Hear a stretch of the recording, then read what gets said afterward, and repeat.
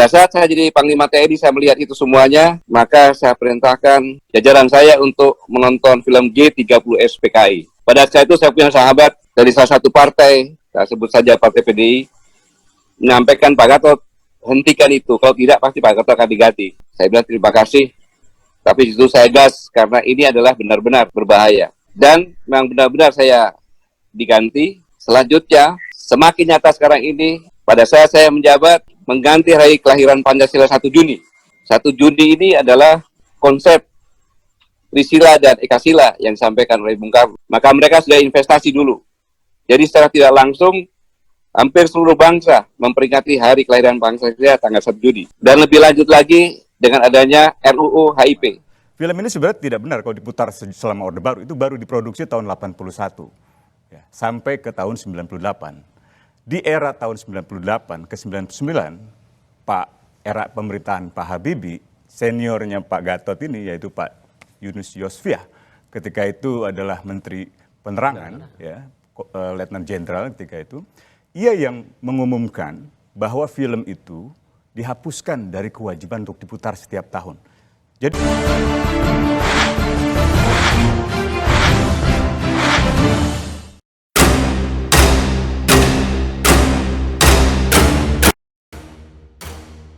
Gatot Nurmantio, mantan Panglima yang berambisi menjadi presiden, kini kian menjadi-jadi.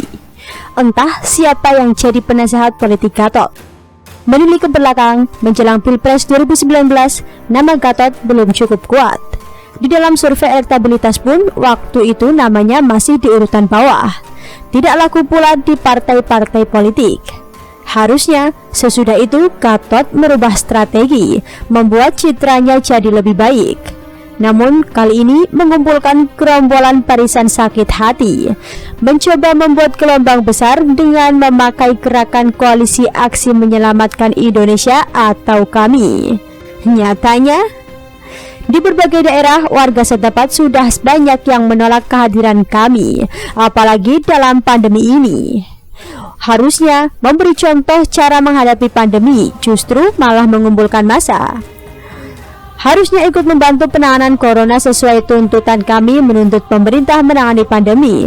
Tapi yang dilakukan malah melanggar protokol kesehatan dengan mengumpulkan massa yang tak berizin pula. Kita tidak mengizinkan setiap kegiatan yang mengumpulkan massa sebelum adanya izin dari gugus Covid dan ada pengecekan apakah protokol kesehatan dilaksanakan atau tidak. Baru-baru ini yang paling menggelikan adalah Gatot ini mulai lagi dengan membawa narasi PKI. Sebuah narasi yang terbukti kopong, tidak pernah ada buktinya, tidak laku, dan tidak pernah mempan ketika dilontarkan terhadap Presiden Jokowi. Narasi paling basi dalam dunia perpolitikan Indonesia. Presiden Jokowi itu PKI. Coba. Ini perusahaan saya sebetulnya sudah patah, diam, sabar, ya Allah, sabar. Tapi sekarang saya ngomong, ya loh, PKI itu dibubarkan tahun 6566. Saya lahir tahun 61. Umur saya baru 4 tahun. Ada PKI balita? Ada balita PKI? Dua hal yang dikemukakan Gatot dalam memainkan narasi PKI-nya. Yang pertama, saya mengamati tentang kemungkinan bangkitnya gerakan Partai Komunis Indonesia Gaya Baru diawali sejak 2008, ujar Gatot. Indikasinya dilihat dari kebijakan meniadakan pelajaran sejarah tentang G30S PKI di seluruh sekolah, semua strata tingkatan. Hal ini menurut Gatot sangat berbahaya. Dan terbukti pada 2017, terbukti 90% lebih generasi muda tidak percaya adanya PKI, ujarnya. Pada saat saya menjadi Panglima TNI, saya melihat itu semua. Maka saya perintahkan jajaran saya semua melihat G30S PKI, tambahnya. Kedua, Gatot mengatakan alasan pencopotan dirinya sebagai Panglima TNI oleh Presiden Jokowi karena dia menginstruksikan kepada jajaran agar memutar film G30 SPKI secara serempak di seluruh daerah di Indonesia. Maksudnya apa nih?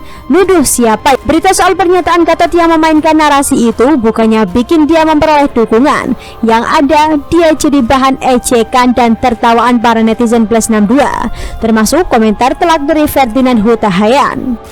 Sejak 2008, artinya sejak menjabat Dirlat Kodiklatad hingga jadi Panglima 2015 dan pensiun 2018, cuma bisa mencium saja, tak bisa menangkap.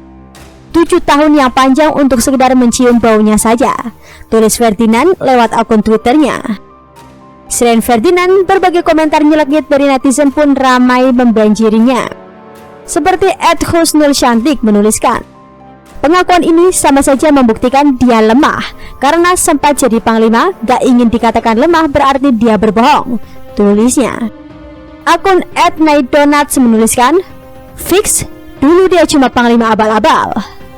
Akun lain seperti @aimancudakusum1 menuliskan, sekarang tercium. Lalu saat Bapak kemarin menjabat, Bapak di mana? Bukankah dengan power yang dimiliki saat itu, penciuman Bapak akan jauh lebih tajam, tulisnya.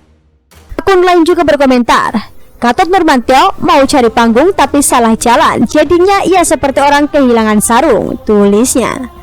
Dan masih banyak komentar netizen lainnya, dari yang sopan sampai yang cukup kasar. Ada pula netizen yang mengunggah video wawancara Gatot di sebuah talk show, mungkin pada tahun 2018. Di sana, Gatot juga memainkan narasi PKI, namun kena skakmat telak oleh Usman Hamid. Film ini sebenarnya tidak benar kalau diputar selama Orde Baru. Itu baru diproduksi tahun 81 sampai ke tahun 98.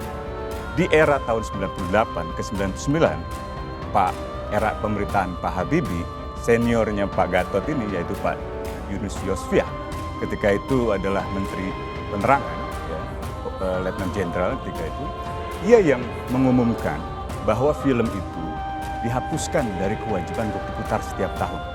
Jadi kalau dikatakan yang meminta penghentian film itu adalah PKI, siapa lagi kalau bukan mereka? Keliru. Justru dari dalam tubuh pemerintahan Habibie ketika itu memang mau meninjau ulang. Yang kedua adalah Menteri Pendidikan ketika itu Pak Juwono Sudarsono di era pemerintahan Habibie yang melakukan peninjauan ulang melalui satu tim khusus untuk memeriksa seluruh sejarah-sejarah di buku sejarah sekolah yang dianggap mengandung muatan sejarah yang tidak benar. Apakah Pak Juwono adalah PKI? Bukan, orang terdidik, profesor. Pak Yunus Yosfiah PKI? Bukan, Jenderal Angkatan Darat.